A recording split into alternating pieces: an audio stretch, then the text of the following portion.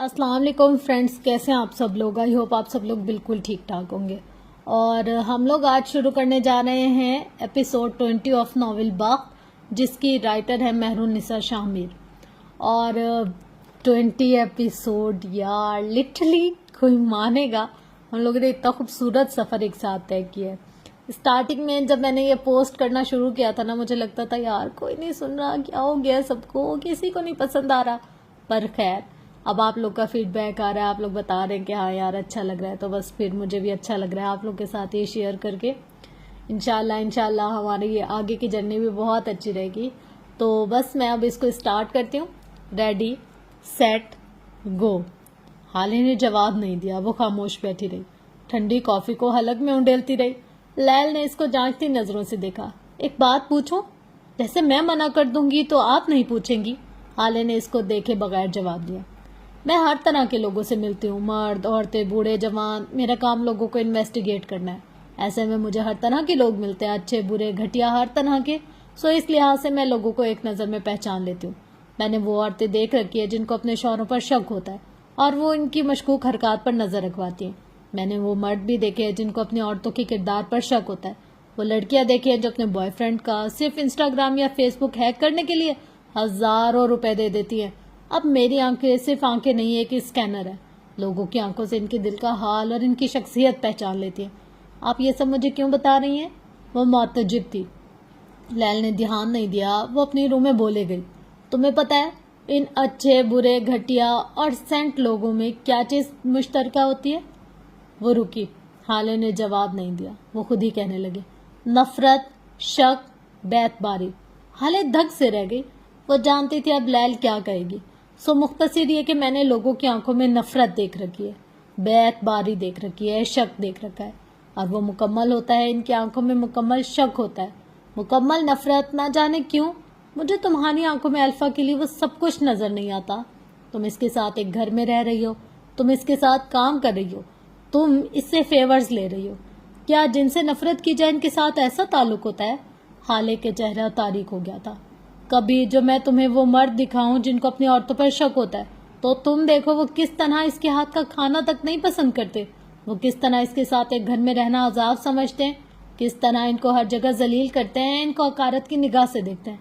मैं तुम्हें वो औरतें दिखाऊं जिनको अपने पार्टनर के माजी या हाल का सुराग लगाना होता है, तो तुम देखो कि कैसे इनकी आंखों से किस तरह अपने शौहर या अपने बॉयफ्रेंड के नाम पर शोले निकलते हैं, किस तरह इनके चेहरे से नफरत दहकती है, किस तरह इनकी जबानें जहर उगलती हैं। हाले सुल्तान में लैल सिकंदर हूँ, मैं लोगों को एक नज़र में पहचान लेती हूँ। सो अब तुम मुझे बताओ, तुम्हारी आंखों में उमर के लिए मुकम्मल नफरत नहीं है? क्यों? तुम्हारी आंखों में दर्द, कहीं से बेपनाह बेगुनाह देखने की तमन्ना है। तुम हर्ट हो, गुस्से में हो, लेकिन मुझे नहीं लगता कि तुम इससे नफरत करती हो। हाले ने सफ़ेद पड़ते चेहरे के साथ इसको देखा कि इसकी आंखें इस तरह इसके राज फाश कर रही थी। इसे लगा जैसे अब वो कभी किसी की आंखों में देखकर बात नहीं कर सकेंगी। चंद लम्हे वो कुछ बोल नहीं सकी। वो बहुत करीबी था लैल। काफ़ी देर बाद जब वो बोली तो इसकी आवाज़ जैसे कहीं दूर से आ रही थी। जब मैंने उसे उस रात सड़क पर देखा तो मैं उसे तकलीफ में नहीं देख सकी। इसकी आवाज़ ने मेरे कदम रोक लिए, जैसे किसी बहुत अजीज, बेहद करीबी इंसान की आवाज़ आपको मजबूर कर देती है। बिल्कुल इसी तरह इसने मुझे मजबूर कर दिया कि मैं रुक जाऊं। मैं रुक गई लैल, मैं रुक गई। उसने गर्दन मोड़कर लैल को देखा और वो इसे ही देख रही थी। क्या किसी गैर की आवाज़ आपको इस तरह मजबूर कर सकती है? इसकी आवाज़ हल्की थी। कोई 21-22 साल की लड़की इतनी बेवकूफ़ नहीं होती कि वो आधी रात को किसी गैर मर्द को अपने कंधे के सहारे अस्पताल ले जाए और वहाँ इसे अपना शौहर बताए। कोई लड़की इतनी बेवकूफ़ नहीं होती कि किसी गैर आदमी का बिल ना देने पर अपने बचपन के दोस्त से लड़ने लग जाए। कोई लड़की इतनी बेवकूफ़ नहीं होती कि किसी भी अरे गहरे को अपना खून दे दे। मैंने इसे खून दिया क्योंकि वो पहली नज़र में ही बुरा नहीं लगा। लैल इसे देखती रही मैं। हाले कहना जा रही थी, हम जब भी मिले मेरा दिल हमेशा यही चाहता था कि वो मेरा दोस्त बनकर मेरे साथ रहे। इसकी आंखें किसी अपने की आंखें लगती हैं। इसकी आवाज़ मुझे मजबूर करती थी कि मैं इसकी बात सुनूं। वो इतना अच्छा और इतना सादा बोलता था कि इसके बोलना कभी बुरा लगा ही नहीं। पहले दिन से एक हिफाजत का एहसास होता था जो इसके साथ नथी हो गया। मुझे लगा सारी दुनिया भी अगर मेरा बुरा चाहे तो ये शख्स नहीं चाह सकता। वो ऐसा लगा था, लेकिन फिर इसकी आंखों में कर्ब उतर आया। सारे एहसासात मिट गए, सारी हमदर्दियाँ ख़त्म हो गई। वो मेहरबान आदमी एकदम बदल गया। اس نے مجھے ساری رات اپنی گاڑی کی ڈگی میں بند رکھ دیا۔ حفاظت کا احساس ایک دم سے ختم ہو گیا۔ اس کی آواز ایک دم بری لگنے لگی، اس کی آنکھوں سے خوف آنے لگا، اس کی سانس حلق میں اٹکی تھی۔ وہ کسی عزیز کی یاد دلاتا تھا، وہ اچانک بالکل غیر ہو گیا۔ وہ جس کی باتوں پر اعتبار آتا تھا ایک دم ساری بے اعتباری اسی کے ساتھ جڑ گئی۔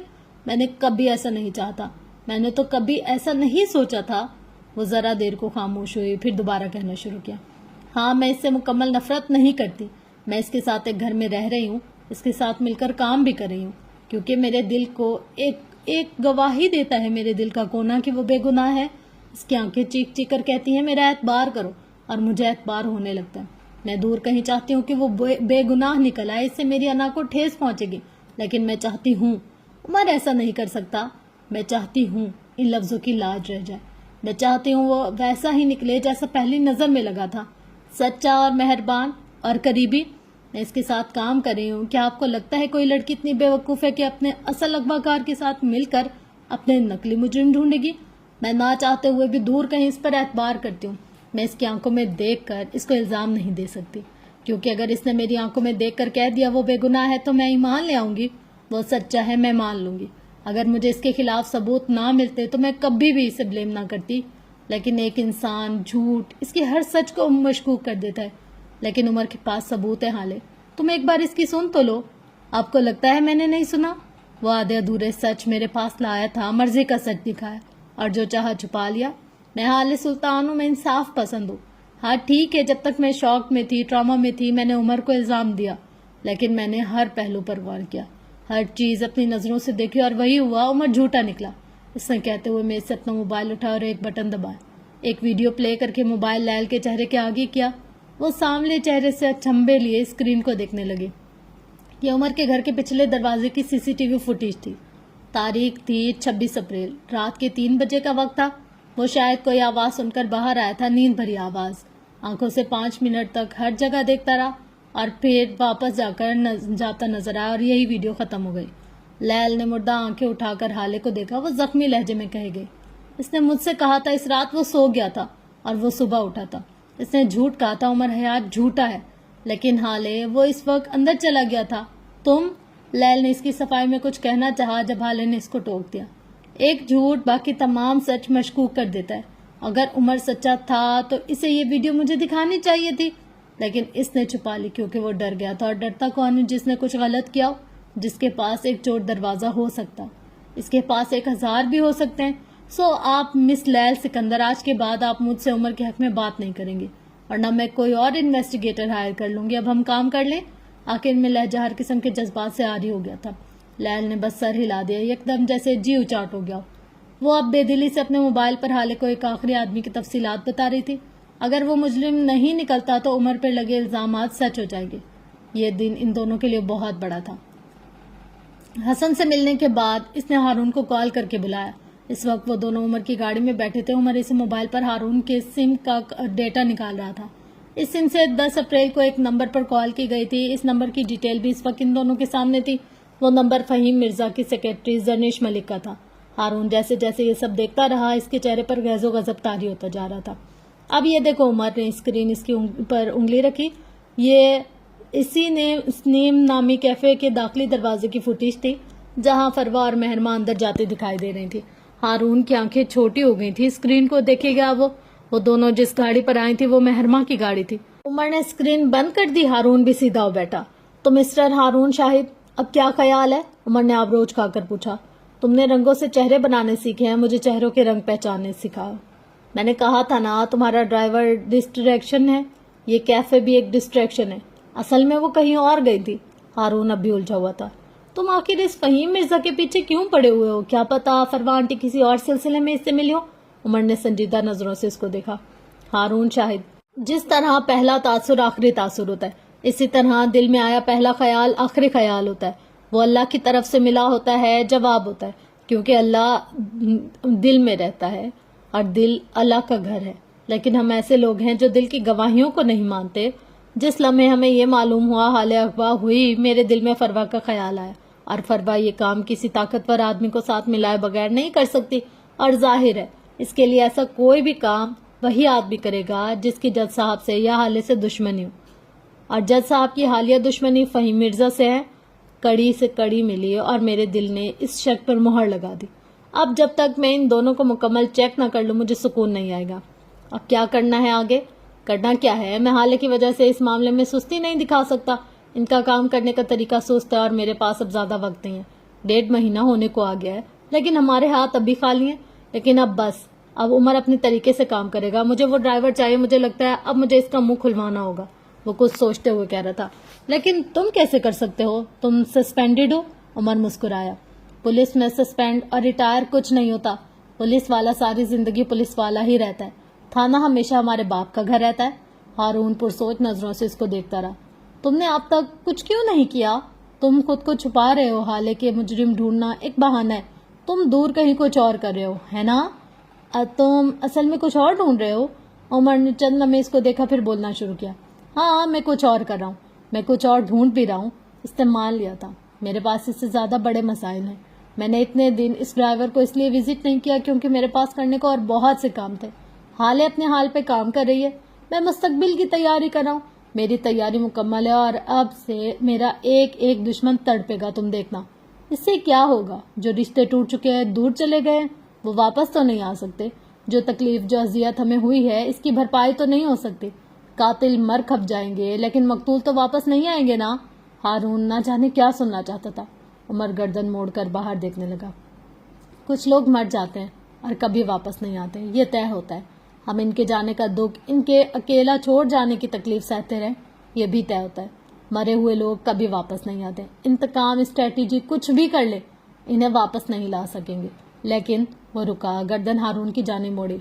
اگر ہم نے ایک بار ان کو چھوڑ دیا تو وہ لوگ ہمارے خاندان کے اور لوگوں کو مار دیں گے۔ وہ لوگ ہمیں دوبارہ اذیتیں دیں گے۔ ہمارے اپنے لوگوں کے بغیر ہمیں ایک بار پھر رہنا ہوگا، اور فرض کرو اگر ایسا نہ ہو تو وہ لوگ ہمارے اندر ایک خوف چھوڑ جائیں گے۔ ہم ہر وقت اپنے قریبی لوگوں کو کھونے کے خوف میں جئیں گے۔ مائیں بیٹوں کو باہر بھیجتے ہوئے ڈریں گی، بہنیں بھائیوں کو چھوٹی چھوٹی لڑائیوں سے ڈرائیں گے، نیند میں خوف سے جاگ جائیں گے، خوف سے اٹھتے بیٹھتے کھاتے پیتے ہر وقت ڈرتی رہیں گی۔ یہ قتل سے بھی بڑا جرم ہے۔ خوف یہ آپ کو اندر سے کھوکھلا کر دے گا، یا آپ کے گھر کے بچوں کو گرو کرنے ہی نہیں دے گا، یا آپ کی بہنوں کو گھر سے نکل کر جاب کرنے نہیں دے گا، یا آپ کو زندگی میں بڑے بڑے فیصلے لینے نہیں دے گا۔ اور آخر میں پتہ ہے کیا ہوگا؟ عمر بولتا رہا، ہارون نے جیسے سانس تک روک لی۔ ہم مر جائیں گے ہارون، ہم ایک گندی زندگی گزار کر مر جائیں گے۔ ہمارے بچے ایک گندی زندگی گزاریں گے، ہماری نسلیں تباہ ہو جائیں گی۔ ایک قتل، صرف ایک قتل خاندان توڑ دیتا ہے، اور اس قتل کے خلاف ہماری خاموشی ہماری نسلیں توڑ دیتی ہیں۔ ہم بزدل بنیں گے تو ہماری نسلیں بزدل بنیں گی۔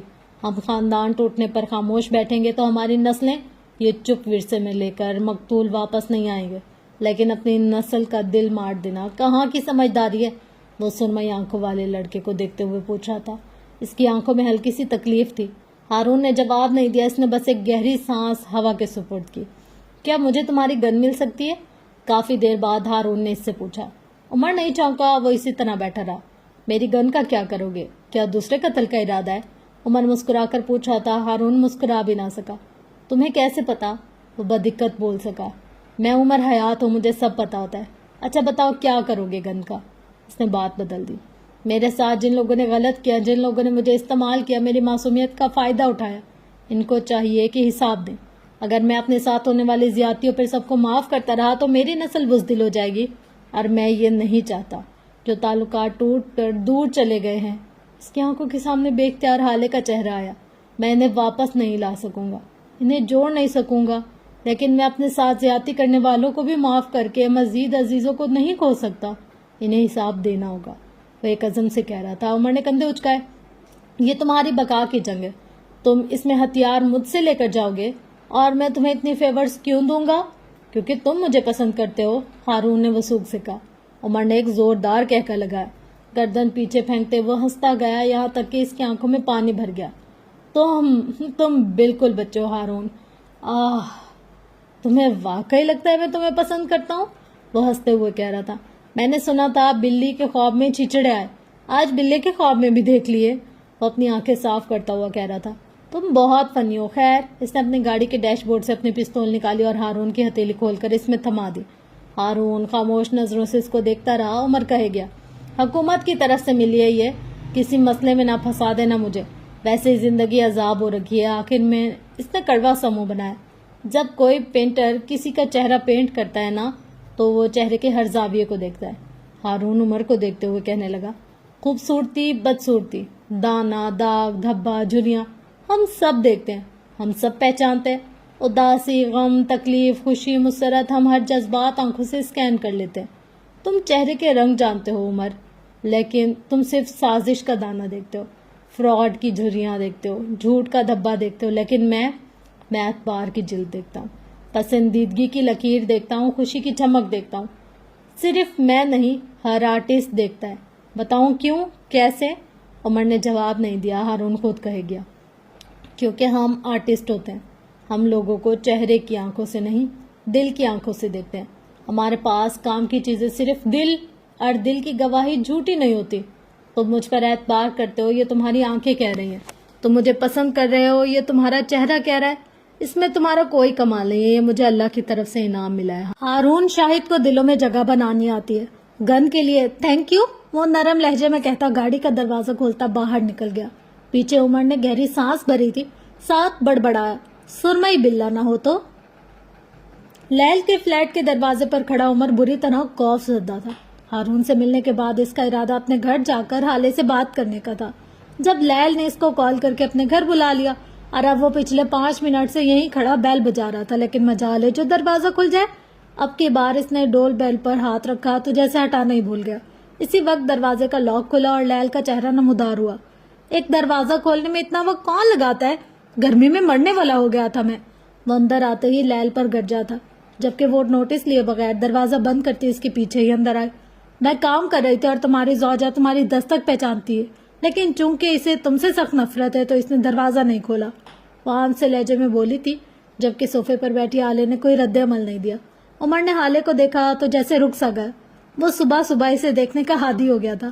آج صرف ایک دن اسے جلدی گھر سے جانا پڑا اور آج اس کا دل بری طرح بے چین ہو گیا تھا۔ یہ تو چند گھنٹوں کی بات تھی، ایک دن وہ ہمیشہ کے لیے اسے نہیں دیکھ سکے گا، پھر وہ اس کے بے چینی کا کیا کرے گا؟ اس لڑکی کی زندگی سے چلے جانے کا خیال ہی دل کو خالی کر دیتا تھا۔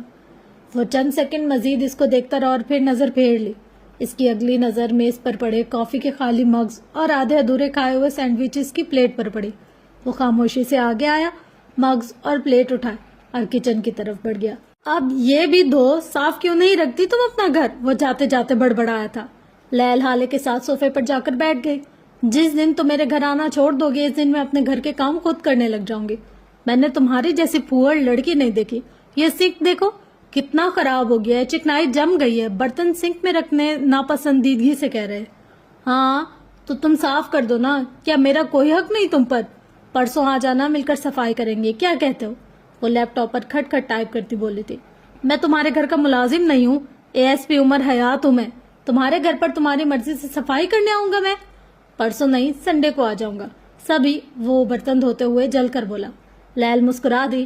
سسپینڈڈ ASP، اس نے سسپینڈڈ پر زور دیا، وہی جس پر انکوائری بیٹھی ہے، اور وہ دوبارہ اپنی انکوائری کال پر نہیں گیا۔ کل تو تمہاری فوٹو اخبار میں بھی چھپ چکی ہے، اور کتنا جھیلو گے اپنی زوجہ کا کیا کارنامہ؟ وہ ہلکے پھلکے لہجے میں بول رہی تھی۔ عمر کے برتن دھوتے ہاتھ رکے تھے۔ ویسے ایک بات ہے، اتنی بری فوٹو کون لگاتا ہے؟ میرا ڈمپل بھی نظر نہیں آ رہا۔ اسے ایک اور صدمہ لگا۔ حالے نے ایک خاموش نظر ان دونوں پر ڈالی۔ اب اگر آپ دونوں کی نوک جھوک اور مذاق مستی ختم ہو گئے تو ہم کام کر لیں؟ حالے کی سنجیدہ آواز پر عمر نے مڑ کر اس کو دیکھا تھا۔ اسے کئی لوگوں نے کہا تھا کہ اس کی آواز ایسی ہے جسے گھنٹوں سنا جا سکتا ہے، لیکن اگر حالے بولتی رہے تو عمر اسے ساری زندگی سن سکتا ہے۔ آج اس نے اعتراف کیا تھا۔ زوجہ صاحبہ، تمہیں اگر میرے ہاتھ میں لیپ ٹاپ دکھ رہا ہے تو یہ بھی دیکھو کہ میں اس پہ کام کر رہی ہوں، اور الفا برتن نہیں دھو رہا، اپنی انزائٹی دور کر رہا ہے۔ برتن دھونا اس کے لیے ایک تھراپی ہے۔ اصل میں ابھی تم اسے جانتی نہیں نا۔ اس نے جانتی پر زور دیا۔ خیر آؤ یہاں۔ اس نے لیپ ٹاپ سامنے رکھی چھوٹی میز پر رکھا اور خود نیچے فرش پر بیٹھ گئی۔ عمر اپنے ہاتھ خشک کرتا ہوا ان کی طرف آیا اور لیل کے ساتھ نیچے بیٹھ گیا۔ یہ ہے تمہاری لسٹ کا وہ تیسرا آدمی جس کی ڈیٹیلز نکالنے میں مجھے سب سے زیادہ وقت لگا۔ لیل اسکرین کو دیکھتے ہوئے کہنے لگی۔ اسکرین پر ایک وجیہ صورت، کم و پیش 55 سال کے آدمی کی تصاویر گردش کر رہی تھی۔ اس کا نام اسحاق کبیر، ریٹائرڈ ایمبیسیڈر ہے۔ 3 سال قبل اس نے ریٹائرمنٹ لے لی تھی اور اب اپنی ایک لا فرم چلا رہا ہے۔ اصل میں اس کا کاروبار یہ نہیں ہے، اس کا اصل کاروبار گنز کی اسمگلنگ ہے، جس پر بنا یہ شیر علی اور علی ندیم کو بھی جانتا ہے، اور ان کے ساتھ اس کی کافی اچھے اور ورکنگ ریلیشن شپ ہے۔ اس کا بابا سے کیا تعلق؟ حالے نے بیچ میں سوال کیا تھا۔ بہت برا تعلق ہے۔ اس کی بیٹی نے 1 سال قبل اپنے بوائے فرینڈ کو گھر پر بلایا اور اسے باندھ کر ٹارچر کر کے جان سے مار دیا۔ اس نے 2 دن تک اسے ایک کمرے میں قید کر کے رکھا اور اسے مختلف طریقوں سے ایذا پہنچاتی رہی۔ کبھی بلیڈ سے کٹ لگایا تو کبھی سگریٹ سے جلایا اور آخر میں اس کا گلا کاٹ دیا۔ وہ ایک ذہنی مریضہ تھی۔ اسے شروع سے اپنے قریبی لوگوں کے ساتھ یہ سب کچھ کرنے کی عادت تھی۔ لیل عام سے لہجے میں بتا رہی تھی اور حالے کے رونگٹے کھڑے ہو رہے تھے۔ عمر خاموشی سے سن رہا تھا۔ ان دونوں کے لیے یہ صورتحال نئی نہیں تھی۔ خیر، اس بار وہ پکڑی گئی اور اسے جیل لے جایا گیا۔ اس لڑکے کی فیملی میں اس کے بھائی نے قتل کا کیس دائر کیا اور فیصلہ تمہارے بابا کی عدالت میں آ گیا۔ انہوں نے 3 پیشیوں کے اندر اندر اس لڑکی کو سزائے موت سنا دی۔ اس کا باپ اور اس کی پھپھو بہت جھٹ پٹائے، اپنی بیٹی کو بے گناہ ثابت کرنے کے لیے ہر قسم کی کوشش کر کے دیکھ لی۔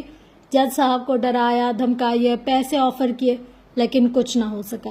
بالآخر اس نے سپریم کورٹ میں درخواست دائر کر دی۔ جس دن اس لڑکی کی سماعت تھی، اسی صبح وہ اپنے جیل کے کمرے میں مردہ پائی گئی۔ اس نے خودکشی کر لی تھی۔ اس لڑکی کی پھپھو شہتاج کبیر، جو کہ ایک کرمنل لائر ہے، اس نے حشر برپا کر دیا۔ قصہ مختصر یہ کہ اس نے اپنی بھتیجی کی قبر تک قصر کبیر کے پچھلے لان میں بنوائی، تاکہ وہ کبھی بھی اپنی بچی کی لاش کو نہ بھول سکے۔ کبھی امکان ہے کہ وہ لوگ تمہارے اغوا میں شامل ہو سکتے ہیں۔ شہتاج نے 2 بار جج صاحب کو جان سے مارنے کی کوشش بھی کی، لیکن وہ کامیاب نہ ہو سکی، اور اب جب اسے موقع ملا تو وہ کھیل کھیل گئی۔ لیل بول کر خاموش ہوئی اور وہ دونوں کو میرے بغیر تمہارا کیا ہوتا والی نظروں سے دیکھا۔ حالے نے ایک گہری سانس بھری۔ وہ ان سب کی عادی نہیں تھی۔ کچھ عرصہ پہلے تک اس کی زندگی بس فیشن، کھانا، گھومنا اور پارٹیز تھی۔ اب اس کی زندگی اچانک سے بقا کی جنگ، نفرت، انتقام اور جھوٹ میں بدل گئی۔ وہ ظاہر کرتی تھی کہ وہ ان حالات میں فٹ ہے، لیکن وہ مس فٹ تھی، یہ اس کا دل کہتا تھا۔ کیا مجھے ان کے خلاف کچھ ایسا مل سکتا ہے جس سے وہ میرے سامنے اپنا گناہ مان لیں؟ کوئی دھمکی، کوئی خوف، کچھ بھی؟ اس نے لیل کو دیکھ کر پوچھا تھا۔ عمر اٹھ کھڑا ہوا۔ سینٹر ٹیبل پر اب بھی سامان بکھرا پڑا تھا۔ یہ وہ جگہ نہیں تھی کہ وہ پرسکون سے بیٹھ کر کام کر سکتے۔ لیل نے کندھے اچکائے۔ یہ میرا ورک ٹائم ہے زوجہ صاحبہ، میں اس وقت اتنا ہی بولوں گی جتنے مجھے پیسے ملیں گے۔ حالے نے اپنا بیگ کھول کر 5-5 ہزار کے 4 نوٹ نکالے تھے اور سامنے رکھ دیے۔ لیل نے سر کے خم سے شکریہ ادا کیا۔ تم انہیں دھمکا نہیں سکتی کیونکہ وہ ان سب چیزوں سے بہت آگے آ گئے ہیں۔ تم انہیں خوفزدہ بھی نہیں کر سکتی کیونکہ اگر ان کو خوف ہوتا تو وہ ایسے کاموں میں نہ پڑتے۔ تم صرف ایک کام کر سکتی ہو، ان کے راز۔ تم ان کے راز لا کر ان سے کچھ بھی کروا سکتی ہو۔ ان کی کمزوری ان کا پیسہ ہے، ان کا راز ان کا پیسہ ہے۔ نیب کی طرف سے ان پر ڈھیروں کرپشن چارجز ہیں۔ ان کے گھر پر 3 بار ریڈ لگا ہے لیکن کچھ نہیں ملا۔ ایک رپورٹ کے مطابق ان کا سارا پیسہ ان کے گھر میں ہے، لیکن کسی بھی ریڈ میں ان کے گھر سے ایک پھوٹی کوڑی بھی برآمد نہیں ہوئی۔ اب تم دیکھ لو تمہیں کیا کرنا ہے، وہ کہتے ہوئے اوپن کچن کی جانب بڑھ گئی۔ عمر سینٹرل ٹیبل کو چمکا چکا تھا۔ اب وہ کسی فالتو کپڑے سے دیوار پر لگی پینٹنگز پر جمی دھول صاف کر رہا تھا۔ دفتن حالے کے ذہن میں ایک جھماکا ہوا۔ شہتاج اور ندیم کا صرف ورکنگ ریلیشن شپ ہے، کیا آپ کو یقین ہے؟ اس نے لیل کی طرف چہرہ موڑ کر پوچھا۔ تمہیں کیا لگتا ہے؟ مجھے لگتا ہے ان دونوں کے درمیان وہ رشتہ ہے جس میں انسان سر دھڑ کی بازی لگا سکتا ہے، جس میں اسے نفع نقصان کی پرواہ نہیں ہوتی، جس میں ایک انسان کے کہنے پر آپ دنیا ادھر کی ادھر کر سکتے ہیں، جس میں ایک شخص کی بات آپ کے لیے حرف آخر ہوتی ہے، جس میں آپ بنا سوچے سمجھے ایک اندھے کنویں میں بھی ڈوب سکتے ہیں۔ اور وہ جذبہ کون سا ہے؟ عمر نے پیچھے سے پکارا۔ محبت، حالے ہلکی سی آواز میں بولی تھی۔ مجھے اب تک لگتا تھا ندیم نے شاید یہ کام کسی نفرت کے تحت کیا ہوگا، لیکن میں بھول گئی تھی ایسے بے خوف فیصلے محبت کرواتی ہے۔ وہ بولتے ہوئے اٹھ کھڑی ہوئی۔ لیل یکٹک اس کو دیکھ رہی تھی۔ اب تم کیا کرو گی؟ حالے سادگی سے مسکرائی۔ میرے دوستوں میں مجھے ریلیشن شپ ایڈوائس کے لیے ملکہ سمجھا جاتا ہے۔ ان دونوں کی محبت قائم ہے کیونکہ اس میں اب تک دور دور تک رقابت نہیں ہے۔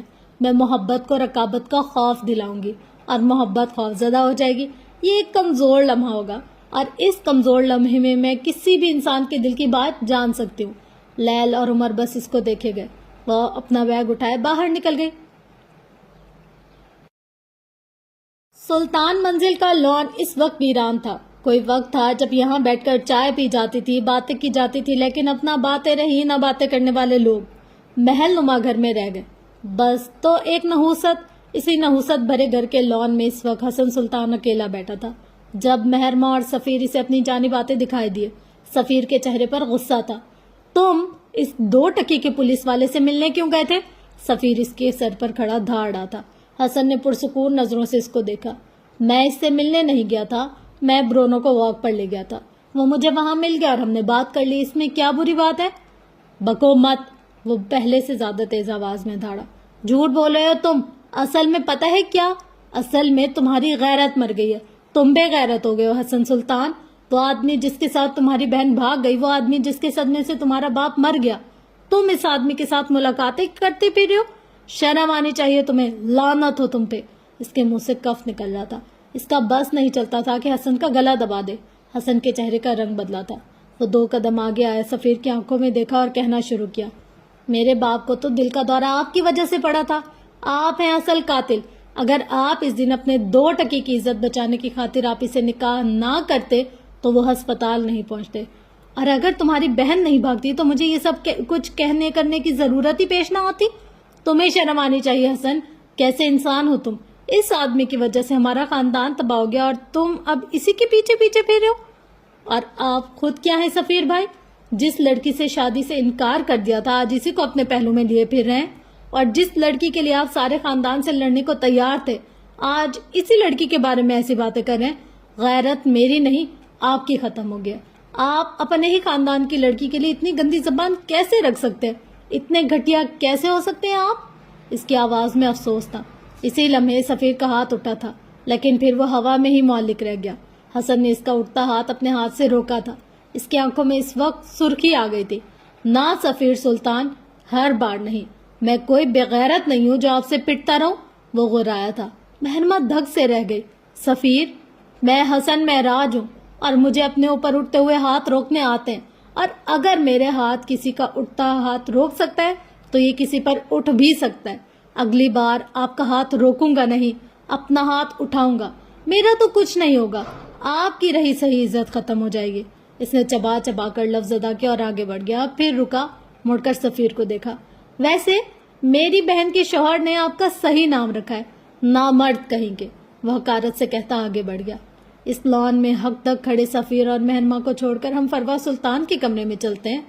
इस पुरतेश कमरे का दरवाजा खोलकर अंदर आओ तो सामने ही फरवा सुल्तान सिंगार मेज के सामने बैठी अपने मेकअप को आखिरी टचअप्स दे रही थी। इसने सुर्ख लंबी मैक्सिनुमा फ्रॉक पहन रखी थी। गहरी स्मोकी आईज मजीद गहरा करती इसकी उंगलियां हारून की आमद पर एकदम जैसे थमी थी। आज तुम यहाँ का रास्ता कैसे भूल गए? वो अगले ही लम्हे फिर से ब्रश अपनी आंखों पर चलाते हुए हारून से पूछने लगी। वो बगैर जवाब दिया गया या 1 कदम, 2 कदम, 3 कदम, यहाँ तक कि वो इनके बिल्कुल पास आ गया। मैं आई? इसने ब्रश की जानिब इशारा करके पूछा। फरवा दिल खोल कर मुस्कुराए। श्योर। हारून ने नरमी से इनके हाथ से ब्रश ले लिया। फरवा ने कोई मुजाहिमत नहीं की। वो मुस्कुराती नजरों से इसको देखती रही। हारून ने ब्रश को आई शेडो किट में लगाया। एक रंग ब्रश के बालों पर लग गया। हारून ने मुंह से फूंक मारकर एक्स्ट्रा रंग नीचे फर्श पर झाड़ दिया। अब इसकी उंगलियां महारत से फरवा की आंखों पर चल रही थी। आपको पता है आंटी, मुझे रंगों से कितनी मोहब्बत है? इसने कहना शुरू किया। फरवा ने जवाब नहीं दिया। वो जानती थी हारून इनसे कम से कम ये बात पूछने नहीं आया। वो जवाब तब देंगी जब इन्हें इस बात जरूरी लगेगी। लेकिन कुछ रंग ऐसे हैं जिनसे मुझे नफरत है। पता है वो रंग कौन से हैं? वो अब इनकी दूसरी बंद आंख पर ब्रश चला रहा था। वो जरा देर को रुका, फिर बोला, मुझे आपके चेहरे के रंगों से नफरत है। एकदम इसके लहजे में सख्ती आ गई। फरवा बेख्तियार गैर आरामदा हुई। ये जो आपके चेहरे पर लगा ब्लश है ना, ये मुझे सख्त नापसंद है। आपकी लिपस्टिक का रंग भी मुझे बिल्कुल नहीं पसंद। असल में मुझे मसला इन रंगों से नहीं। वो रुका था। फरवा ने सांस तक रोक ली। मसला आपके चेहरे से। आपके चेहरे पर जो भी रंग लगता है ना, वो नाकाबिले नफरत हो जाता है। इसके लहजे में कुछ था कि फरवा के गले में गिल्टी सी उभरी। हारून बोले गया, हर वो रंग जो आपके चेहरे पर लगता है मकरू हो जाता है, गल सड़ जाता है। इसकी असल रंगत खत्म हो जाती है, वो बेकार हो जाता है। ये ब्लश का गुलाबी रंग ये आपके चेहरे पर लगने से पहले मातम कर रहा है, और ये आई शेडो के सारे रंग ये आपकी आंखों पर लगने से पहले बैन करते हैं। इनको खुद से कराहियत आती है। हारून तुम, उन्होंने कुछ कहना चाहा लेकिन हारून ने इनको रोक दिया। کچھ مت بولیں، بس سنیں۔ آپ کو پتا ہے میرا پسندیدہ رنگ کون سا ہے؟ اس نے برش کو میز پر رکھ دیا اور اب بازو سینے پر باندھے سرد نظروں سے فروا کے چہرے کو دیکھا تھا۔ مجھ میں لیٹ ہو رہی ہوں، کہیں جانا ہے مجھے؟ وہ بے اختیار اٹھنے لگے۔ میرا پسندیدہ رنگ سرخ ہے، پتہ ہے کیوں؟ وہ ان پر دھیان دیے بغیر بولے گیا۔ فروا واپس بیٹھ گئی۔ اٹھنا یا بھاگنا بیکار تھا، کیونکہ یہ خون کا رنگ ہوتا ہے۔ اس کا لہجہ خود بخود سرد ہو گیا۔ فروا کا رنگ سفید پڑنے لگا۔ اور پتہ ہے یہ رنگ مجھے کب سے پسند ہے؟ وہ رکا، ایک لمحہ، اگلا لمحہ، اور پھر وہ فروا کے کان کے پاس جھکا۔ سرخ رنگ مجھے تب سے پسند ہے جب سے میں نے اپنے بھائی کو قتل کیا۔ فروا دھک سے رہ گئی۔ وہ خون، وہ سرخی مائل خون کا تالاب، آہ کیا منظر تھا! وہ منظر، وہ رنگ میں آج تک نہیں بھولا۔ وہ رنگ کتنا خوبصورت تھا، وہ رنگ کتنا یادگار تھا۔ پتہ ہے رستم کے جسم میں جو سوراخ ہو گیا تھا، وہاں سے نظر آتا اس کا زخم۔ وہ کتنا سرخ تھا! بس کر دو، بس کرو تم، یہ تم کیا کہہ رہے ہو؟ فروا نے کانوں پر ہاتھ رکھ لیے۔ اس کا رنگ سفید پڑنے لگا تھا۔ لیکن کیا میں وہ منظر ذرا بھولنے لگ گیا ہوں؟ وہ افسوس سے کہہ رہا تھا۔ اصل میں تب بچہ تھا نا میں، لیکن اب نہیں ہوں۔ میں آرٹسٹ ہوں، میری چیزیں ریسائیکل ہوتی رہتی ہیں۔ آج میں اس منظر کو ریکریٹ کروں گا۔ اس نے جھک کر اپنی پنڈلی سے لگی پستول نکالی۔ فروا کا دل رک سا گیا۔ نہیں بچے، ہارون، مجھ سے کیا غلطی ہو گئی ہے؟ اس کی آنکھوں سے آنسو بہنے لگے تھے۔ ہارون نے پستول کی ٹھنڈی نال فروا کے ماتھے پر رکھ دی۔ فروا کو لگا تھا وہ کبھی سانس نہیں لے سکے گی۔ آپ کی جرات کیسے ہوئی آپ مجھے استعمال کرے؟ وہ غرایا تھا۔ فروا کرسی پر بیٹھی اور ہارون اٹھ کر اس کی کرسی کے گرد چکر لگانے لگا۔ میرا ڈرائیور، میری سم، میری گاڑی، آپ نے حالے کے اغوا میں مجھے فریم کرنا چاہا، ہمت کیسے ہوئی؟ وہ بلند آواز میں دھاڑا تھا۔ میں نے رستم کو اس لیے مار دیا کیونکہ وہ مجھ سے میرے باپ کو چھین رہا تھا، اور اب میں آپ کو ماروں گا کیونکہ آپ نے مجھ سے حالے کو چھینا ہے۔ میں آپ کی جان لے لوں گا جس طرح رستم کی جان لے لی۔ سوچیں، جب میں 10 سال کا ہو کر قتل کر سکتا ہوں تو 24 سال کا ہو کر مجھے کون روکے گا؟ وہ اب ان کے سامنے آ کر کھڑا ہو گیا اور پستول کو فروا کی گردن پر رکھ دیا۔ وہ مردہ آنکھوں سے اس کو دیکھے گئی، ساکت سن سی۔ آپ کو سوچنا چاہیے تھا، پاگلوں سے پنگا لیتے وقت سوچنا چاہیے تھا۔ میرا کیا ہے؟ آپ کو مار دوں گا اور مجھ سے کوئی پوچھنے والا بھی نہیں ہوگا۔ میرا باپ این میں نے ہے، اس کے تعلقات ہیں، ہمارے پاس پیسہ ہے، میں ثبوت مٹا دوں گا، میرا باپ منہ بند کروا دے گا۔ وہ بول رہا تھا اور فروا بہتے آنسوؤں کے ساتھ سن رہی تھی۔ اس کی گردن مسلسل نفی میں ہل رہی تھی۔ وہ یہاں سے بھاگنا چاہتی تھی لیکن ٹانگوں میں جان نہیں تھی۔ وہ بولنا چاہتی تھی لیکن زبان مفلوج تھی۔ آپ نے میرے ساتھ کتنا غلط کیا جانتی ہیں؟ میں کتنی تکلیف میں ہوں، کس اذیت سے گزر رہا ہوں، کچھ پتا بھی ہے آپ کو؟ اس کی آواز سرد سی ہو رہی تھی، سرد ترین ہوتی جا رہی تھی۔ مجھے معاف کر دو، بدقت بول پائی تھی۔ آنسو بھل بھل ان کی آنکھوں سے نکل رہے تھے۔ موت کا خوف سارے میں پھیلا ہوا تھا۔ ہارون طنزیہ سا ہنسا۔ معاف کر دوں، وہ بھی آپ کو؟ لیکن میں ایسا کیوں کروں؟ آپ کا اور میرا تعلق ہی کیا ہے؟ لگتی کیا ہے آپ میری؟ چلیں، میں آپ کو ایک شرط پر معاف کر سکتا ہوں۔ آپ مجھے بتائیں کہ آپ اس فہیم مرزا سے کہاں اور کیوں ملی تھی؟ ہارون اب سنگار میں اس کے اوپر بیٹھا پستول اب بھی اس کے ہاتھ میں تھی۔ وہ اسے گھما رہا تھا۔ کیا وہ واقعی اسے گھما رہا تھا یا اپنے ہاتھوں کی لرزش پر قابو پانے کی کوشش کر رہا تھا؟ وہ بس مجھ سے ہیون کی بات کرنا چاہتا تھا۔ اسے لگا تھا میں معراج بھائی سے بات کر سکتی ہوں۔ اس نے مجھ سے کہا میں معراج بھائی سے کہوں کہ ہم حالے کا رشتہ اس صورت میں قبول کریں گے کہ وہ ہیون کے کاغذات حالے کو جہیز کی صورت میں دے دیں۔ ظاہر ہے میں نے منع کر دیا۔ وہ تیز تیز بولتی جا رہی تھی۔ آنسو تھم گئے۔ ہارون ان کے قریب جھکا۔ رفاقتوں کے نئے خواب خوشنما ہے مگر گزر چکا اب تیرے اعتبار کا موسم۔ وہ سرد مسکراہٹ کے ساتھ گنگنایا تھا اور پھر اگلے ہی لمحے اس نے پستول فروا کے ماتھے پر رکھ دیا اور انگلی ٹریگر پر۔ فروا کا سانس جہاں تھا وہیں تھم گیا۔ آنکھوں کی پتلیاں ساکت ہو گئی۔ سچ بتائیں آنٹی، بالکل سچ، آپ فہیم مرزا سے کیوں ملی؟ اس کے لہجے میں چٹانوں جیسی سختی تھی۔ فروا نے بے اختیار تھوک نکلا۔ اسی لمحے کمرے کا دروازہ کھلا اور حسن سلطان اندر داخل ہوا۔ ہارون نے برق رفتاری سے اپنا پستول والا ہاتھ پیچھے کیا۔ فروا کا سانس اب تک اٹکا ہوا تھا۔ آپ یہاں ہیں؟ مجھے ملازم نے آپ کے آنے کا بتایا تھا، پورے گھر میں ڈھونڈ رہا ہوں آپ کو۔ وہ چوکھٹ سے ذرا آگے آیا، کھڑا چھمبے سے دیکھ رہا تھا۔ لمحے کے 1000ویں حصے میں ہارون خود کو سنبھال چکا تھا. میں آنٹی سے تمہارا پوچھنے آیا تھا اور پھر رک گیا. ان کو میری کچھ ہیلپ چاہیے تھی، ہے نا آنٹی؟ اس نے شل بیٹھی فروا کو دیکھ کر تائید چاہی. فروا نے سن ہوتے جسم کے ساتھ اس بات میں سر ہلایا. حسن کو یہاں سے اس کا چہرہ نہیں نظر آ رہا تھا، لیکن اب بھی وہ متذبذب تھا. تم چلو میں آتا ہوں، ہارون نے اس سے کہا تو وہ بے دھیانی میں سر ہلاتا باہر نکل گیا. ہارون بھی ایک آخری نظر فروا کے بے جان ہوتے وجود پر ڈال کر باہر نکل گیا. کافی دیر تک وہ اسی طرح بیٹھی رہی. ساکت شل سی. تمہارا پسندیدہ رنگ سرخ ہے نا؟ وہ بہت دیر بعد آئینے کو دیکھ کر بڑبڑائی تھی. تمہیں آخری بار نظر آنے والا رنگ بھی سرخ ہوگا. اس نے جیسے کوئی فیصلہ کر لیا تھا. اس کا جسم اب بھی کانپ رہا تھا، کان اب بھی سائیں سائیں کر رہے تھے. پسٹول کی ٹھنڈی نال اب بھی پیشانی پر چپتی ہوئی محسوس ہو رہی تھی. موت کیسی ہوتی ہے اسے آج اندازہ ہوا تھا. گاڑی میں غیر معمولی خاموشی تھی. حالے اپنے موبائل پر شاہتاج کبیر کی بھیجی ہوئی ڈیٹیلز دیکھ رہی تھی. عمر گاڑی ڈرائیو کرتے ہوئے گائے بگائے اس پر نظر ڈال لیتا. آپ سے ایک بات پوچھوں؟ بلاخر اس نے خاموشی کو توڑا. حالے نے محض سر ہلایا. اگر میں بے قصور نکلا تو آپ خود کو کیا سزا دیں گی؟ تم بے قصور نہیں نکلو گے، مجھے یقین ہے. حالے نے نظر اٹھائے بغیر جواب دیا. فرض تو کر لیں ایک بار، اگر میں بے قصور نکلا تو؟ وہ مصر ہوا. عمر، میں اس وقت کام کر رہی ہوں اور مجھے تمہاری آواز سخت ڈسٹرب کر رہی ہے. اب اگر تم کچھ بولے تو میں گاڑی سے اتر جاؤں گی. اب کہ اس کا لہجہ سخت تھا، بیزار. لیکن کیا عمر ہار مان سکتا تھا؟ اچھا، میرے پاس ایک اور آئیڈیا ہے. آپ نے جب مجھے سزا دی تب مجھ سے پوچھا نہیں تھا نا؟ اب میں آپ سے کیوں پوچھوں؟ میرے پاس بھی ایک سزا ہے. وہ جیسے سوچ کر ہی محظوظ ہوا تھا. حالے نے سر اٹھایا. خالی خالی نظروں سے اس کو دیکھا جیسے کہہ رہی ہو کون سی سزا؟ عمر گہرا مسکرائے. گال کا گڑھا واضح ہوا. میں آپ کے پیر جلاؤں گا. وہ مسکرا کر بولا تھا. حالے دھک سے رہ گئے. کچھ پل کے لیے وہ کچھ بول ہی نہ سکی. تم میرے پیر جلاؤ گے؟ مارے حیرت کے بمشکل بول سکی. اس کے چہرے پر بے یقینی تھی. ہاں جلاؤں گا، جیسے آپ نے میرے پیر جلائے تھے. میں برابری کا قائل ہوں. عورتیں مرد کے برابر ہیں. اگر میں جل سکتا ہوں، میں وہ جلن سہ سکتا ہوں، تو آپ بھی سہ سکتی ہیں نا؟ اس نے حالے کو دیکھ کر تائید چاہی تھی. تم نے کہا تھا میرا چہرہ تمہارے کسی عزیز سے ملتا ہے، تم میرے ساتھ یہ کرو گے؟ وہ اب بھی شوق تھی. عمر نے کندھے اچکائے. چہرہ ملتا ہے، پیر تو نہیں، وہ عام سے انداز میں بولا.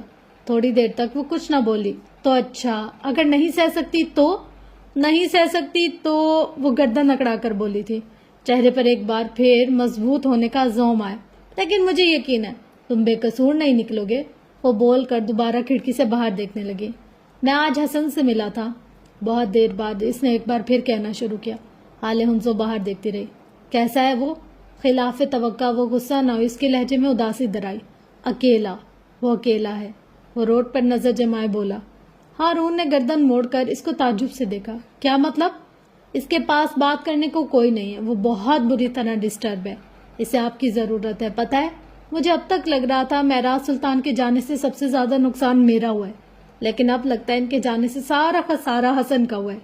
وہ بچہ بہت کچھ جھیل رہا ہے، یہاں تک کہ اس کے پاس کوئی رقم بھی نہیں ہے. تمہیں کیسے پتا؟ میں عمر حیات ہوں، مجھے سب پتا ہوتا ہے. میری آنکھیں ایکس رے کرتی ہیں، میں سب کچھ سمجھ جاتا ہوں. میں اسے فالو کر رہا تھا. وہ ہر صبح جس شاپ سے کافی لیتا ہے، کئی دن سے وہ اس شاپ پر بھی نہیں گیا، صرف اس لیے کیونکہ وہ ایک مہنگی شاپ ہے اور اب وہ گھر سے کافی ساتھ لاتا ہے یا پھر کسی سستی سی شاپ سے کافی پیتا ہے. وہ بول رہا تھا اور حالے دم سادے سن رہی تھی. اس کا وہ کتا نہیں ہے، وہ اس کا نام برونو ہے، حسن کا بیٹا ہے وہ. حالے نے ناگوارے سے ٹوکا. وہ اپنے اس نے کتے پر زور دیا کے لیے جہاں سے بسکٹ لیتا تھا وہاں سے کافی وقت سے نہیں جا رہا. وجہ صاف ہے، اس کی جیب خالی ہے. وہ اپنے دوستوں سے نہیں مل رہا کیونکہ اس کے پاس اتنے پیسے نہیں ہیں وہ ان کے کھانے یا کافی کا بل بھر سکے. مختصر یہ کہ اس کے پاس کوئی رقم نہیں بچی. اس نے مجھ سے کیوں کچھ نہیں کہا؟ وہ بدقت بولی. وہ سلطان ہے، اسے بھرم رکھنے آتے ہیں. حالے خاموش ہو گئی. وہ جانتی تھی حسن سے حالے سے پیسے لے سکتا ہے اور اب اس کے پاس حالے نہیں تھی. عمر نے یہاں وہاں دیکھا. گاڑی کے ڈیش بورڈ پر رکھا اپنا موبائل اٹھایا اور پینٹ کی جیب میں اڑسا. گلا کھنگارا. اب وہ بات کرنے کو تیار تھا. میں ہارون سے بھی ملتا ہوں، عمر نے ہلکی آواز میں کہا. کب سے؟ حالے کا لہجہ نارمل رہا. یہ آج اتنے ریلیکس کیسے؟ کہیں نشہ تو نہیں کر لیا؟ کچھ دن پہلے سے. وہ کیسا ہے؟ اس کا لہجہ سادہ تھا. عمر نے گہری سانس بھری. وہ بے اختیار بولا تھا. لیکن اس کے اندر کچھ ٹوٹ سا گیا. اس کو کافی وقت پہلے سے جانتا ہوں، مطلب ہم ملے نہیں تھے لیکن میں جانتا ہوں وہ جب پہلے ہنستا تھا تو اس کی آنکھیں بھی ہنستی تھی، اب بس وہ خود ہی ہنستا ہے، اس کی آنکھوں میں اداسی ہے، وہ دکھاتا نہیں ہے لیکن مجھے دکھ جاتی ہے، اور سب سے بڑی بات اس کا دل ٹوٹا ہوا ہے جسے وہ خود ہی جوڑ رہا ہے، اس سے بھی اہم بات وہ دوبارہ پینٹ کرنے لگا ہے۔ وہ ایسے بتا رہا تھا جیسے کوئی خبر نامہ۔ اس کی آخری بات پر حالے کو خوشگوار حیرت ہوئی تھی، چند لمحوں کے لیے وہ مارے خوشی کی کچھ بول ہی نہ سکی۔ اس نے کیا پینٹ کیا ہے؟ کافی دیر بعد وہ بولی تو اس کے چہرے پہ بس خوشی اور مخلصی تھی۔ ہارون شاہد، عمر نے موڑ کاٹتے ہوئے جواب دیا۔ ہارون شاہد؟ حالے نے دہرایا۔ آپ نہیں سمجھیں گی، خیر میں آپ کو گھر چھوڑ کر تھانے جاؤں گا اس ڈرائیور سے ملنے جس نے آپ کو اغوا کیا تھا۔ وہ اپنے گھر والی گلی میں تھا۔ میں ساتھ آؤں گی۔ ہرگز نہیں، وہ ترکی بترکی بولا تھا۔ میں ہرگز بھی آپ کو ایسی جگہ لے کر نہیں جاؤں گا جہاں ہر قسم کے غنڈے موالی آتے ہو، جہاں ہر قسم کی نظریں اٹھتی ہو۔ ایسی جگہ آپ کے قابل نہیں ہے، میں خود جاؤں گا، وہ دو ٹوک لہجے میں بولا تھا۔ ساتھ گاڑی کو بریک لگا کر روکا۔ وہ اب اپنے گھر کے دروازے کے آگے تھے۔ تم مجھ پر حکم نہیں چلا سکتے، میں حال سلطان ہوں، وہاں جاؤں گی جہاں میرا دل کرے گا۔ کوئی اگر میری طرف بری نظر سے دیکھے گا تو میں ان کی آنکھیں نکالنا جانتی ہوں، اور تمہیں میں نے بتایا ہے، اجازت مانگی ہے تم سے۔ عمر نے سینے پر ہاتھ باندھے سکون سے اس کی ساری تقریر سنی، پھر سراہنے والے انداز میں آبرو اچکائے۔ براوو، میں آپ کی اس تقریر سے خاصا متاثر ہوا ہوں، لیکن میں آپ کو اپنے ساتھ لے کر نہیں جاؤں گا۔ حالے نے اس کو کلرز کر دیکھا تھا، پھر یکدم اس کے ذہن میں کچھ کلک ہوا۔ کاغذی صحیح میں تمہاری بیوی ہوں، کیا تم اتنے گئے گزرے ہو کہ کوئی بھی ایرا غیرہ تمہارے سامنے تمہاری بیوی کو دیکھنے کی جرت کر سکتا ہے؟ وہ جاتاتی نظروں سے پوچھ رہی تھی۔ عمر کے تاثرات سخت ہو گئے، پھر یکدم وہ مسکرایا۔ میری غیرت کو جگانے کے لیے یہ ایک اچھی کوشش تھی، لیکن اگر آپ کو لگتا ہے کہ میں آپ کی بات سن کر غیرت کی چوٹیاں پھلانگ کر آپ کو اپنے ساتھ لے جاؤں گا تو آپ غلط ہیں۔ آپ گھر جا رہی ہیں مسز حالے حیات، وہ تپانے والے لہجے میں بولا تھا۔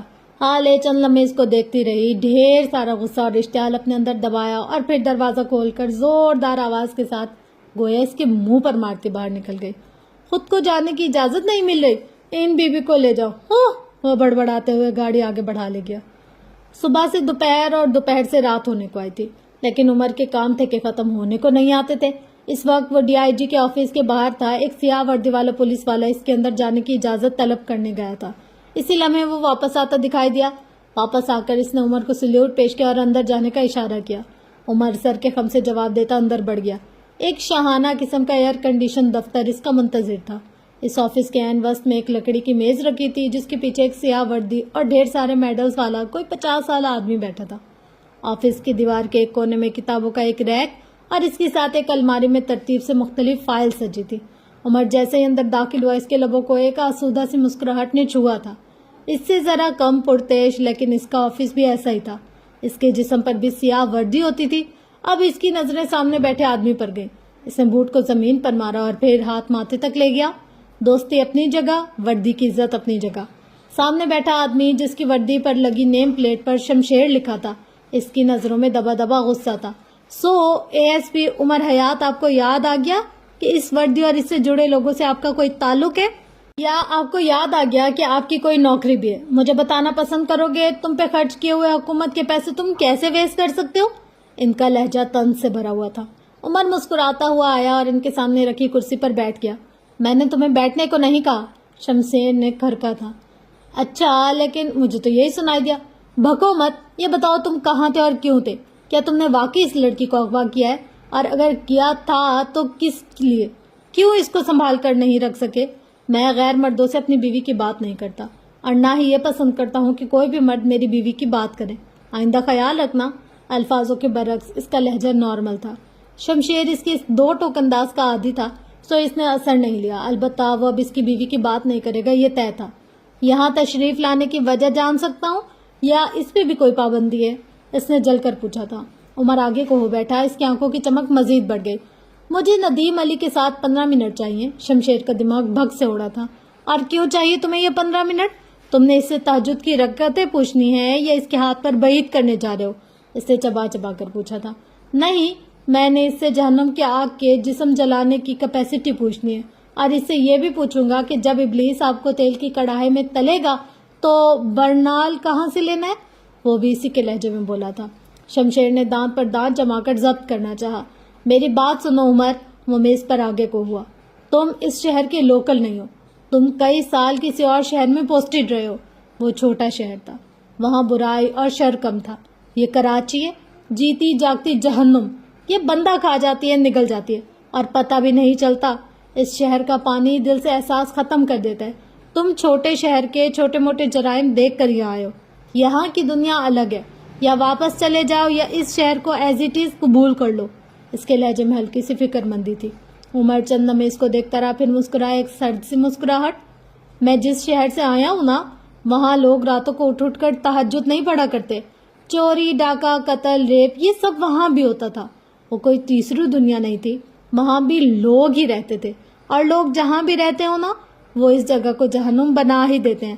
بات کراچی یا کوئٹہ کی نہیں، بات لوگوں کی ہے۔ کوئی بھی شہر برا نہیں ہوتا، یا کوئی بھی شہر اچھا نہیں ہوتا، اسے اچھا یا برا وہاں رہنے والے لوگ بناتے ہیں۔ برے لوگ ہر شہر میں، تو مجھے ان لوگوں کا خوف نہ دلاؤ، نہ ہی ڈراؤ۔ وہ لوگ ہیں جنہیں کچھ کھونے کا خوف ہو۔ انگلی سے سینے پر دستک دی۔ میں عمر حیات ہوں، میرے پاس کھونے کو صرف یہ چلتی سانسیں، اور ان کو روکنے پر بس خدا کا اختیار ہے۔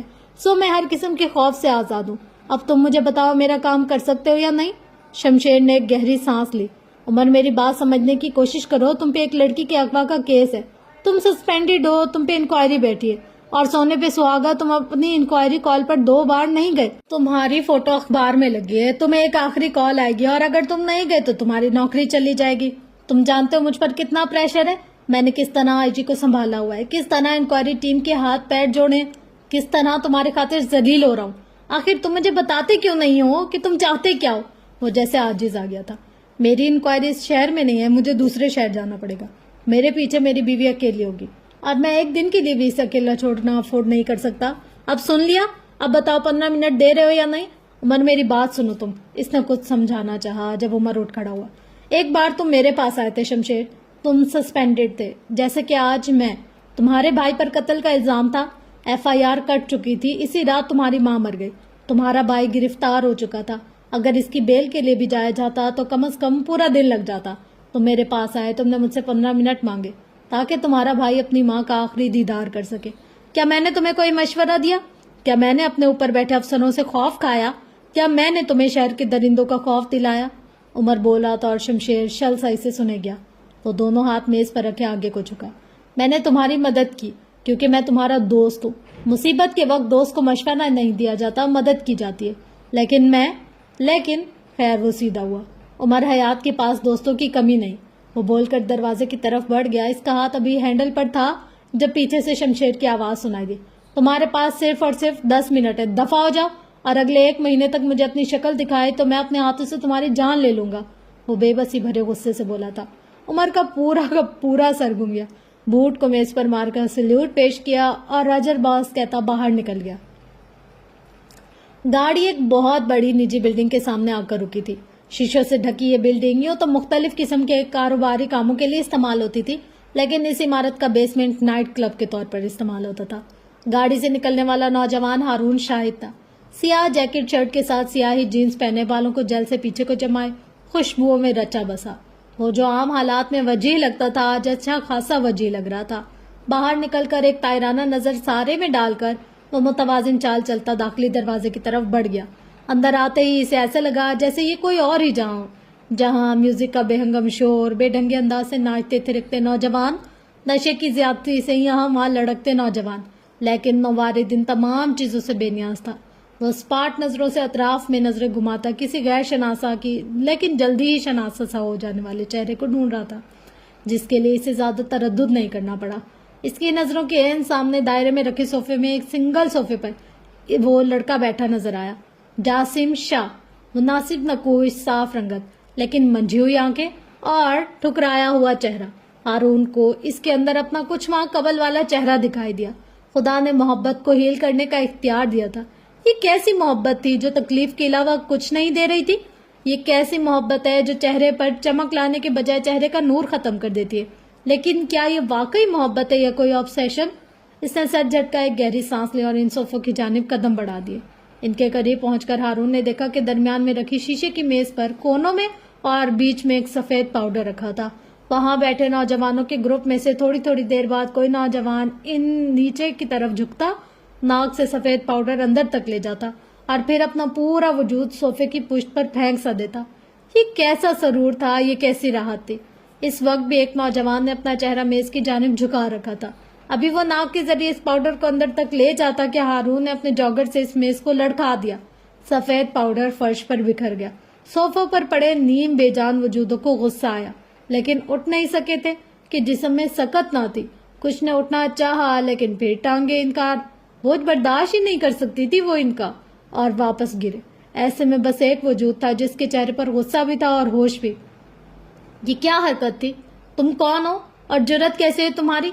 अब क्या तुम्हारा बाप लेकर आएगा ये माल? पता भी है कितना महंगा था? हाँ, 22 साला जाशिम शाह हाँ जाहिराना तेवरों के साथ इसके सामने तनकर खड़ा हो गया। सोफों पर पड़े नीम बेहोश इसके दोस्त अब इसके नाम की हूटिंग करने लगे। हारून असर लिए बगैर जासिम के कान के पास झुका। मेरे पास इससे ज्यादा महंगी और काम की चीजें। Want try?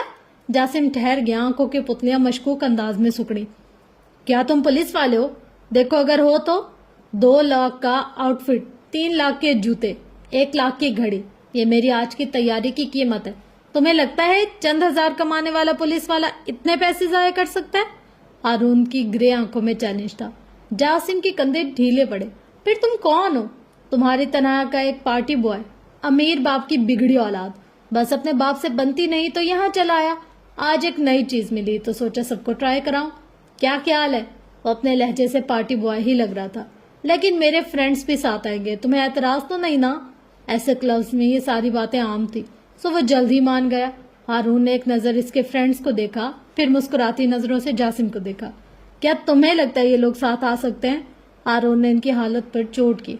अगर तुम्हें चाहिए तो मेरे पीछे आओ, वो कहता आगे बढ़ गया। जासिम हे करता इसके पीछे गया। थोड़ी देर बाद वो दोनों इस म्यूजिक के शोर वाली जगह से काफी दूर निस्बतन एक सुनसान गोशे में बैठे थे। छोटी सी मेज पर सफेद पाउडर रखा था और वो दोनों मेज के अतराफ में रखे सिंगल सोफे पर बैठे थे। तुम्हारी तो मंगनी हुई थी ना पिछले महीने, क्या तुम्हारी पार्टनर साथ नहीं आती? जासिम चेहरा झुकाया, भी पाउडर को नाक के जरिए अंदर खींचना। जब हारून ने इसके जख्म हरे कर दिए, वो करंट खाकर सीधा हुआ। तुम्हें मेरे बारे में कैसे पता? क्योंकि मैं तुमसे बात करने आया हूँ। मुझे यहाँ किसी ने भेजा है, वो अभी कह रहा था जब जासिम ने हाथ जलाया। ओह, तो तुम्हें मेरे बाप ने भेजा है? हाँ, मैं पहले क्यों नहीं समझा? ऐसी हरकत मेरा बाप ही तो कर सकता है, वो तमस्कुर से कहते उठा था। और तुम्हारी जुर्रत कैसे है मेरे पास आने की? हाँ, और अगर तुमने ये कहा कि मेरा बाप बेकसूर है, इसे माफ कर दो, तो आज मैं तुम्हें जिंदा नहीं छोड़ूंगा। दफा हो जाओ यहाँ से, जाओ। इससे पहले वो आपा खो देता, हारून ने बता देना सही समझा। मुझे यहाँ उमर हयात ने भेजा है। हारून ने सीने पर हाथ बांधे सुकून से जवाब दिया। उमर हयात? वो एएसपी? इसने क्यों? जासिम अब के हैरान हुआ। तुम्हारी मंगेतर के बाप से उमर की अच्छी खासी दोस्ती है, और तुम्हारी मंगेतर का भाई इसका अच्छा दोस्त है। वो तुम्हारी और इसवा की सुलह करवा सकता है अगर तुम चाहो। जासिम की आंखें एकदम चमक उठी थी, इसका चेहरा खिल गया। क्या वाकई ऐसा हो सकता है? इसवा मान जाएगी? एएसपी सर इसे मना सकते हैं? तो मुझे इनसे मिलवा दो, मैं एक बार इनसे खुद बात करूंगा। मैं इन्हें सब कुछ बता दूंगा। वो इसवा से बात करेंगे और मुझे यकीन है वो मुझे माफ कर देगी। तुम्हारी गलती, लेकिन तुमने क्या किया? जासिम का सर शर्मिंदगी से झुक गया। मैंने नहीं, मेरे डैड ने। असल में इनकी एक मुतनाज़िया वीडियो वायरल हो गई थी, जिसकी वजह से मुझसे नाराज हो गई वो, और ब्रेकअप कर लिया। वो मुझसे बहुत प्यार करती है। एक दफा जब मैं इसे सारी सच्चाई बता दूंगा, तुम देखना वो मेरे पास वापस आ जाएगी। वो पुरजोश लगता था। फिर कॉन्ट्रैक्ट कब बनवा रहे हो? हारून ने संजीदगी से पूछा। जासिम ने हैरान नजरों से इसको देखा। कॉन्ट्रैक्ट? क्या मतलब? जाहिर है कॉन्ट्रैक्ट ही तो बनवाना होगा ना। इसमें लिखना होगा कि आज अगर वो तुम्हारे पास वापस आती है तो आइंदा कभी भी अगर तुम्हें तुम्हारे पेरेंट्स, बहन भाई या रिश्तेदारों की गलतियों की सजा नहीं देगी, तुम्हारा बाप चाहे कोठे पर जाए या जहन्नुम में, वो तुम्हारे बाप की वजह से तुम्हें नहीं छोड़ेगी। वो बार बार ऐसा क्यों करेगी? जाहिर है मेरी कोई गलती होती है तभी तो वो। तुम्हारा बाप एक गंदी जगह गया, ये तुम्हारी गलती कैसे हुई? हारून ने इसकी बात काटी थी। वो तुम्हें छोड़ने के बहाने ढूंढ रही थी। मोहब्बत साथ रहने के 100 मौके ढूंढती है, छोड़ने का एक बहाना नहीं। तुम्हारा बाप जो कुछ करता है इसमें तुम्हारा कोई कसूर नहीं। تمہاری ماں کیا کرتی ہے تمہارے پارٹنر کو اس سے فرق نہیں پڑنا چاہیے. محبت کو ذات و مکان کے خوف سے آزاد ہونا چاہیے، ہے نا؟ ہارون نے صوفے کے ہتھے پر بازو پھیلاتے ہوئے پوچھا. جاسم تذبذب میں پڑ گیا. ظاہر ہے میری فیملی اگر غلط کرے گی تو اس پر بھی تو اثر پڑے گا نا، وہ بھی تو فیملی ہے. اس نے جیسے اس کے حق میں صفائی دینی چاہیے. That's the point. وہ آگے کو ہوا. وہ فیملی ہے اور فیملی تو ساتھ رہتی ہے، اچھے وقت میں بھی اور برے میں بھی. یہ کیسی فیملی ہے جسے اگر خوشی دو تو ساتھ رہتی ہے، لیکن اگر کبھی بھی کوئی غم کا جھونکا آ جائے تو سوکھے پتے کی طرح اڑ جاتی ہے؟ وہ ایسی نہیں ہے. وہ مجھ سے بہت محبت کرتی ہے. وہ اچھا، واقعی ہارون نے اس کی بات کاٹی. وہ تم سے محبت کرتی ہے؟ کیا ثبوت ہے تمہارے پاس؟ محبت کا کیا ثبوت ہوتا ہے بھلا؟ یہ تو محسوس کی جاتی ہے. تم نے کبھی محبت کی ہو تو پتہ چلے. وہ بھی بھری تو گیا تھا. ہارون نے اس کی آنکھوں میں دیکھا اور اپنا موبائل ہوا میں بلند کیا. وہ لیلا مجنو ہیر رانجھا کا زمانہ تھا جب محبت محسوس کی جاتی تھی. اب اس میں موبائل اس کے آگے رکھا. آپ محبت انسٹاگرام سے کی جاتی ہے. یہ اسوا کا انسٹاگرام ہے، تم اس کی پوسٹ دیکھو، بلکہ میں دکھاتا ہوں. وہ آگے کو ہوا اور موبائل اٹھا کر اسوا کے اکاؤنٹ کی ایک ایک تصویر آگے کرتا گیا. یہ دیکھو، یہ 2 ماہ پہلے کی تصاویر ہیں. تمہارے بریک اپ سے پہلے وہ دن میں 10 پوسٹ ڈالتی تھی، لیکن تم کہاں ہو ان سب میں؟ جاسم شل سا موبائل پر چلتی اسوا کی تصاویر دیکھے گیا. یہ دیکھو، یہ 3 ماہ پہلے تمہارے برتھ ڈے والے دن کی پوسٹ ہے. یہاں تم کہاں ہو؟ تمہارے لیے کوئی پیغام کہاں ہے؟ اسی دن اس کی دوست کے بلے کا برتھ ڈے تھا. اس نے بلے کے لیے بھی پوسٹ ڈالی، لیکن تمہارے لیے نہیں. کیوں جاسم؟ کیا تم اتنے بے مول ہو؟ میں جانتا ہوں محبت کو اظہار کی ضرورت نہیں ہوتی، لیکن محبت کو ساتھ کھڑے ہونے کی ضرورت ہوتی ہے. یہ محبت کا فرض ہوتا ہے. انسٹاگرام، اس کا ٹویٹر، اس کی فیس بک، تم وہاں کہیں نہیں ہو. وہ تم سے پیچھا چھڑانا چاہتی تھی اور بس اسے ایک وجہ مل گئی. سوچو اگر تمہاری شادی ہو جاتی اور کل تمہارا باپ پھر کوئی غلطی کرتا تو کیا ہوتا؟ کیا ہوگا؟ جاسم نے خوف زدہ آنکھیں اٹھا کر سوال کیا. تو تمہیں پھر چھوڑ دے گی جاسم. تم پھر کسی دوسری بار کسی دوسرے کلب میں پڑے رہو گے. تمہارے چہرے کی چمک ایک بار پھر ختم ہو جائے گی. ڈرگز ایک بار پھر تمہارا خون چوسیں گی. یہ کیسی محبت ہے جس کے چھن جانے کا خوف تمہیں کھل کر سانس لینے نہیں دے رہا؟ یہ کیسی محبت ہے جو خوشی دے ہی نہیں رہی، جو ہیل کرنے کے بجائے تمہارا دل اور جسم کھا رہی ہے؟ وہ ایسی نہیں ہے. جاسم نے ہلکی آواز میں ایک بار پھر اس کے حق میں کچھ کہنا چاہا. وہ ایسی ہی ہے. وہ ایک بہت بری پارٹنر ہے. وہ اپنے بیسٹ فرینڈ شاہرام کو کیوں نہیں چھوڑتی؟ اس کا باپ بھی تو 4 بار جیل جا چکا ہے. وہ اگر اپنے دوست کے باپ کی غلطیاں معاف کر سکتی ہے تو تمہارے باپ کی کیوں نہیں؟ میں بتاؤں کیوں؟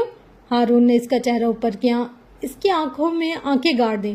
جاسم شاہ، وہ لڑکی تم سے محبت نہیں کرتی. الفاظ تھے کہ سیسا.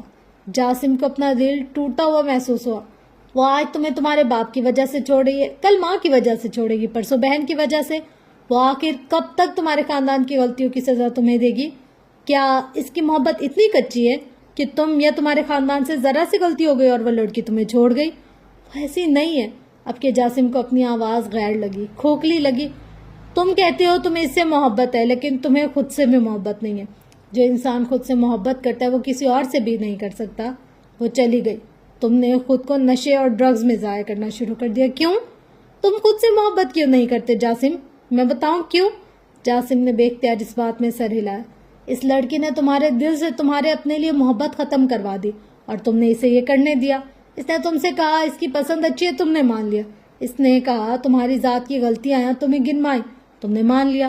تم غلط ہو، تم نے کبھی خود کو چیک ہی نہیں کیا، تم کبھی خود سے ملے ہی نہیں. اگر اس نے کہا تم جھوٹے ہو تو تم نے مان لیا، حالانکہ تمہیں خود سے پوچھنا چاہیے تھا، خود کو چیک کرنا چاہیے تھا. تم نے اس کی محبت میں خود کو کھو دیا. اس سے زیادہ تم اس کے لیے کیا کر سکتے ہو؟ وہ اب تم سے تمہاری صحت چھین رہی ہے. کیا تم اب بھی چپ رہو گے اور سہتے جاؤ گے؟ کیا اب تمہیں نہیں لگتا کہ اب بس کر دینا چاہیے؟ اس کی محبت اب تمہیں سیر نہیں کرتی. وہ تمہیں تمہارا خون چوسنے والا کیڑا ہی بنتی جا رہی ہے. ایک دن وہ تمہارے جسم کا سارا خون چوس لے گی اور تم ایک کھوکھلے جسم کے ساتھ کسی کچرے کے ڈھیر پر پڑے رہو گے. کیا تمہاری زندگی کا یہی مقصد تھا؟ ہارون کے لہجے میں ہلکی سی فکر مندی تھی. یہ لڑکا اسی کا لہسر ورژن تھا. میں اسے چھوڑ نہیں سکتا. آخرکار وہ بے بسی سے بولا تھا. میں جانتا ہوں وہ ٹاکسک ہے، میں جانتا ہوں وہ ہمیشہ مجھے ڈیگریڈ کرتی ہے، میں جانتا ہوں اس کے آگے میری اوقات اس کی دوست کے کتے سے بھی زیادہ نہیں، لیکن میں مجبور ہوں، میں اسے نہیں چھوڑ سکتا۔ میں اسے چھوڑ دوں گا تو میرے پاس کچھ نہیں ہوگا، کچھ بھی نہیں ہوگا۔ وہ میرے ہارڈسٹ ٹائم میں میرے ساتھ تھی، میں نے اس کے اندر اپنی روشنی ڈھونڈی ہے۔ وہ میری گرل فرینڈ، محبت یا منگیتر نہیں، وہ میرا سہارا ہے، وہ میری بیساکھی ہے، وہ میری آنکھ ہے، میرا بازو۔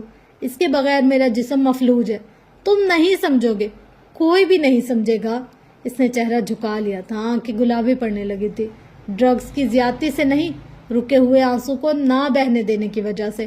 ہارون چند ثانیے اس کو دیکھتا رہا، ذہن میں باتیں جوڑتا رہا۔ وہ حالے نہیں تھا جس کے پاس باتوں کے جواب ہوتے، جس کو بولنے کا ہنر آتا، جو لوگوں کو لاجواب کر سکتی۔ کیا تم بلاؤں سے ڈرتے ہو؟ کافی دیر بعد ہارون نے سوال کیا۔ کیا تمہیں اب بھی لگتا ہے کہ کوئی اللہ بابا آئے گا اور تمہیں تمہاری غلطی کی سزا دے گا، یا پھر کوئی چھوٹا سا کیڑا، کوئی بھو تمہیں کھا جائے گا؟ بتاؤ، کیا اب بھی ایسا لگتا ہے؟ جاسم چند میں حیران نظروں سے اس کو دیکھتا رہا، پھر ایک دم ہنس پڑا۔ کیسی باتیں کر رہے ہو کہ ہمیں کوئی بچہ ہوں؟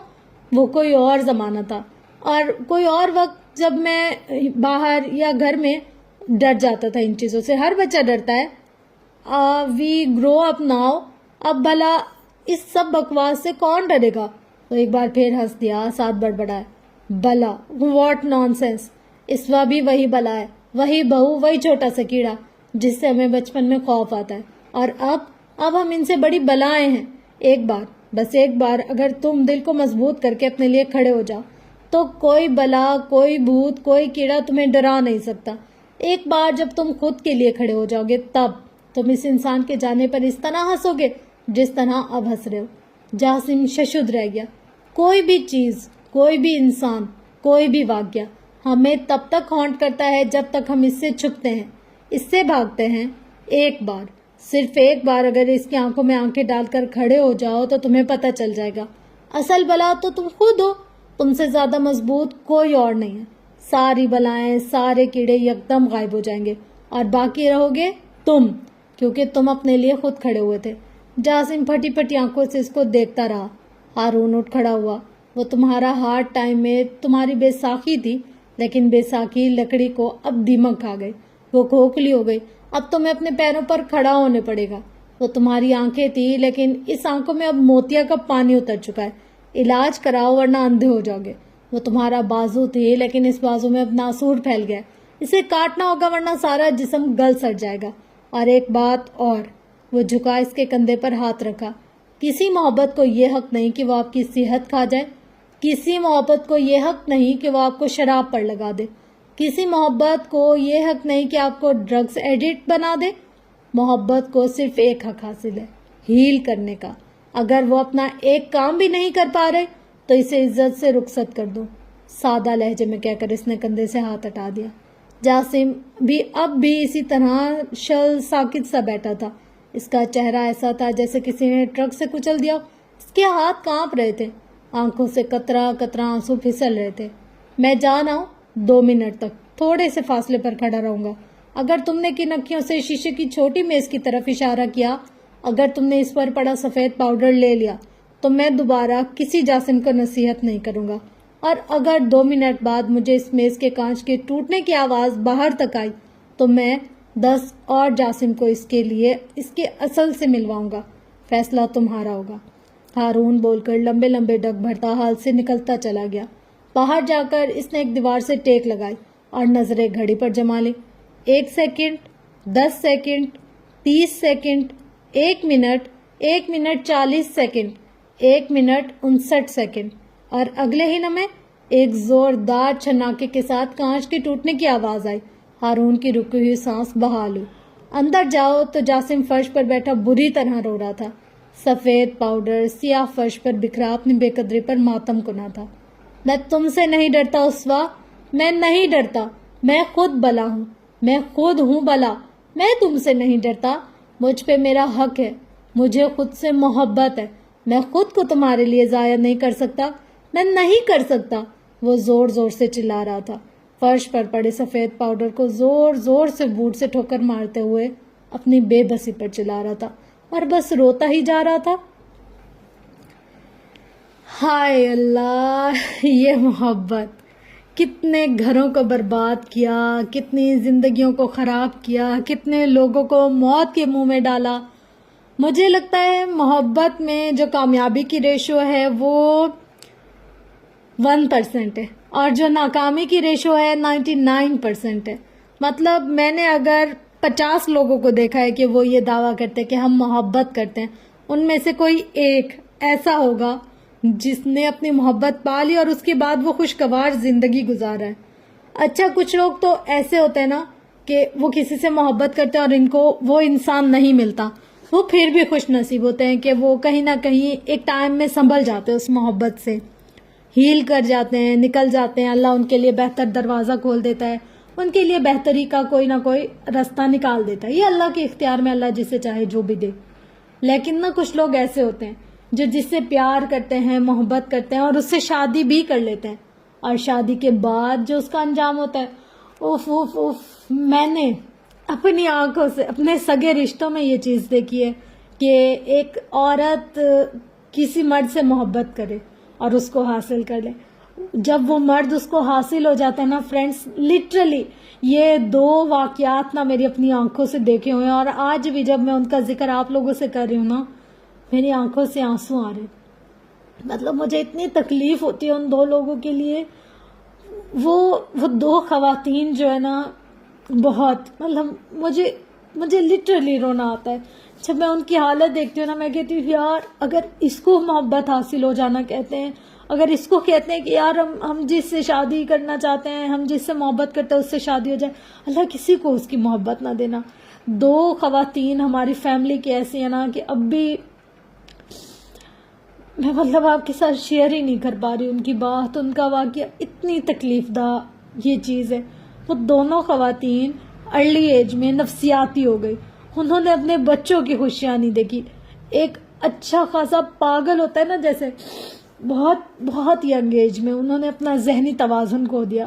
دونوں کی اتنی شدید محبت کہ وہ اس شخص کے لیے کسی کی جان لے بھی سکتی تھی اور اس شخص کے لیے اپنی جان دے بھی سکتی تھی. اتنی وہ مطلب اپنے پارٹنر شوہر ہو گئے ان کے، تو اب اتنی اس کے لیے obsessed تھی. اور مرد تو ایسی چیز ہے نا جو قدر نہیں. میں کسی کو بھی غلط یا صحیح نہیں کہہ رہی یا کہہ سکتی. مطلب ہم کسی کو جج کرنے والے خدا نہیں ہوتے، ہم کچھ بھی نہیں ہوتے، ہم کچھ بھی نہیں ہیں. پر جو 2 چیزیں میری آنکھوں کے سامنے گزری نا، اس نے مجھے ڈرا دیا. لٹرلی مجھے اتنا ڈرا دیا نا، محبت سے مجھے خوف آتا ہے اور شدید قسم کا خوف آتا ہے. مطلب وہ دونوں نا اپنے گھر کی ایک طرح سے لاڈلی، پیرنٹس کی بہت پیاری بچیاں تھیں، اور اس کے علاوہ ایک ہوتی ہے نا بچیاں جو پورے گھر کو سنبھال لیتی ہیں، پورے گھر کی سمجھدار بیٹیاں ہوتی ہیں، اور ایسی بیٹیاں ہوتی ہیں جن سے سب مشورہ لیتے ہیں. اس طرح کی وہ دونوں بچیاں تھیں. اور جب ان کی شادی ان کے پسندیدہ پرسن سے ہو گئی، اف خدایا، ان مردوں نے جو ان عورتوں کا انجام کیا ہے نا، مجھے ڈر لگتا ہے. لٹرلی بہت ڈر لگتا ہے. میں کہتی ہوں یار ارینج میرج ہو جائے وہ صحیح ہے. کوئی ایسا انسان مل جائے جو کم کمائے پر عزت دے، بجائے اس کے کہ ایک ایسا مرد جو پیسے والا ہو، نام شہرت والا ہو، اور پھر وہ ہمیں پاگل کر دے. اوئے ہوئے ہوئے ہوئے. آپ لوگ جب بھی دعا کیا کریں، میرے لیے بھی دعا کیا کریں، اللہ تعالیٰ میرے لیے بھی اچھا نصیب کرے، اچھا وقت لائے، برے لوگوں سے، برے وقت، برے حالات اور برے پارٹنر سے اپنے حفظ و امان میں رکھے. مطلب میرا ایک بات پر جو مائنڈ سیٹ ہے نا وہ پختہ ہے، اور میرا ماننا بھی یہی ہے، شادی نہیں ہوئی گزارا ہو جائے گا، شادی لیٹ ہوئی گزارا ہو جائے گا. لیکن اگر شادی غلط انسان سے ہو گئی نا، پھر انسان جیتے جی مر جاتا ہے. مطلب اس کے پاس تو کوئی زندگی کا آپشن ہی نہیں ہوتا کہ یار سروائیول ہی نہیں ہوتا اس کے پاس. تو بس یہ چیز بہت تکلیف دہ ہے. محبت کے چکر میں کہتی ہوں پڑھنا ہی نہیں چاہیے انسان کو. اور جو پڑھ جاتا ہے نا، اس کا جو انجام ہوتا ہے نا، اللہ کے علاوہ اس کو کوئی بھی نہیں بچا سکتا. تو بس فرینڈس، یہ تھی آج کی ایپیسوڈ. ہوپ سو آپ کو یہ ایپیسوڈ پسند آئی ہوگی. ایپیسوڈ پسند آنے کی صورت میں لائک، شیئر، کمنٹ، سبسکرائب ضرور کیجیے گا. انشاءاللہ ملتے ہیں نیکسٹ ویڈیو میں. تب تک کے لیے